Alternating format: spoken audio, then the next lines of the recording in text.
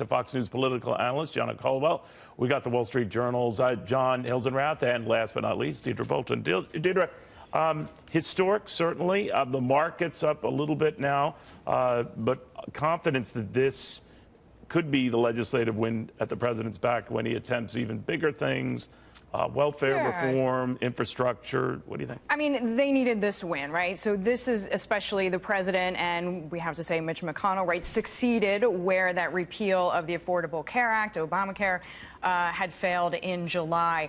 But what I just heard you say, I think, is so important. I mean, this is a huge bet on what U.S. corporations will now do with the break that they have been given, right? So to go from 35% down to 21%, and then this one-time repatriation fee. If you are Microsoft or Amazon, any huge tech company with billions of dollars overseas, Apple, you know, you can pay a one-time fee, 15.5%. That's incredible. Bring it back, and then going forward, you're not going to pay taxes really on any foreign revenue. So that's sort of... So they're all going to bring that money back. There's very little mathematical reason. There's a lot of keep incentive, it, right? and then it does, in fairness, bring us up to sort of the way that other industrialized nations function. But to me, the big question, what are the companies going to do with the cash? I mean, there's a lot of it out there, almost $1 trillion by estimates, according to Goldman Sachs. So does this mean U.S. corporations bring back the money and then they hire people and they invest here?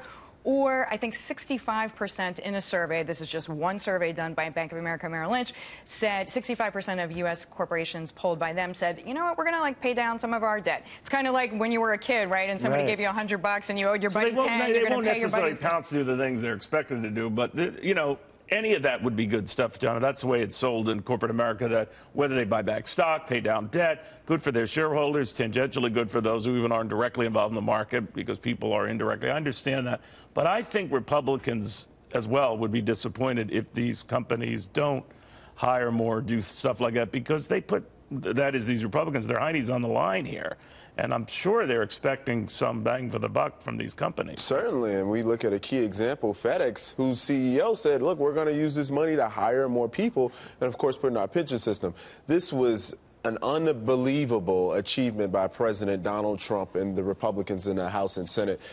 Very historic. And if I may say, to mirror your point, especially on Obamacare, the mandate, this was the first installment of something that we've been talking about for a number of years, the repeal and replacement of Obamacare. That was a very big deal that in any other venue, if it was a standalone measure, would have been, you know, revolutionary. 100%. Yeah. And what's really interesting about this, like, because people we've been seeing on cable news saying, oh, they're kicking grandma down the stairs and all this other stuff with the repeal and the replacement, or the mandate, rather. Right. In 2014, there were 7.3 million people enrolled in Obamacare.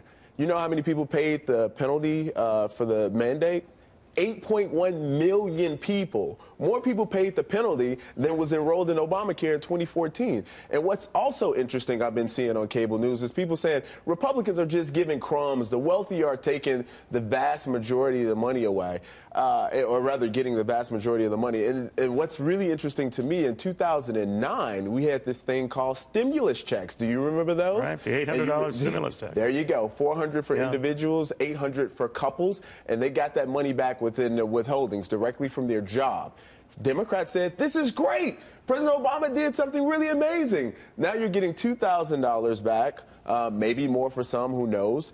And you're saying this is crumbs. That's very interesting. No, that's a very good point. You know, John, I guess the impact will be how soon people get their hot hands on that cash and how soon they either spend it or put it to use. Now, I think that will be when, you know, the pedal and the metal, you know, hit each other. That's when people will be able to decide whether the improvement in their net is going to be big enough for them to change their behavior, certainly their attitude about this. What do you think? Well, I mean, the administration says this starts getting into paychecks in February when the IRS goes through processing it and goes through your forms. So it could be pretty soon. You know, I think the administration right now has the benefit of passing this tax overhaul at a time when the wind is really at the economy's back. Unemployment is already down to 4.1%. We've had a pickup in growth. Stocks are hitting new highs. So, you know, can there be much more of a pickup after that? You know, there are a lot of firms, and you've reported on this very well, that say no, it's not reflected in that. There's another at least 5 to 10% pop in here based on the new maths and multiples. What do you think of that? Well, you know, I don't think at this point we need to see much of an additional pickup. If we can sustain the 3% growth numbers that we got in the second and third quarters, that's a huge achievement. And frankly, many economists have been saying it's not possible in this environment when the workforce is aging and productivity is very slow. So even to sustain what we've had for the last several months, I think would be a big accomplishment. And that's why I say these tax cuts come at a time when the wind is kind of at the administration's back. You know, now it's interesting because the polls suggest that households aren't very excited about this. But, you know, you get the unemployment rate down below 4%. You get some more 3% growth. You get stock prices hitting more new highs. I think their views will change. No, and history indicates that a lot of these tax cuts, Deirdre, you and I were getting into this even a couple of days ago, are very unpopular. This is actually more popular than Reagan's and even JFK's, of course, that came to fruition, sadly, after his death. Very, very low expectations going in, and the proof in the pudding kind of thing then lifts that up if people see something measurable from that. There is a lot of criticism that the Republican Party hasn't really sold this or explained it well enough to the American people. I was looking at a Wall Street Journal poll that was done with NBC, and they were saying something like 40% of the polling audience actually think this is a bad idea. But I mean, House Speaker Paul Ryan saying yesterday, in February, when people see the money in their checks, they will feel good, and then it's but it's going to have to be substantial, or is it? If it averages 40 to 50 bucks a paycheck, which is no small change, I don't want to minimize it, but will that make the difference? So if we look back to when the tax cuts passed in Reagan, and it was months after that people saw the benefits and it became popular. And the polling, because people keep mentioning this polling. But it didn't help in the midterms that year. Remember that Republicans lost a couple of dozen seats in 82, but because there was that delay and that impact. 84 to 86 when the tax legislation actually passed. I mean, there was a difference there. But so you don't see that happening now? I think, since the Civil War, there's only been 3 times where a president in his first term hasn't lost seats. So certainly there may be some losses there. But if we look at Republicans who actually put Donald Trump and Republicans in office in the majority, over 60% of them believe that this tax package is a good thing. So let's look at the numbers. All right. John, what do you think of that? Certainly polls show people... show me what I'm going to get out of this. Right. And they also indicate right now the president himself still has daunting poll numbers to deal with, even with the improving economy, even with the incredible markets.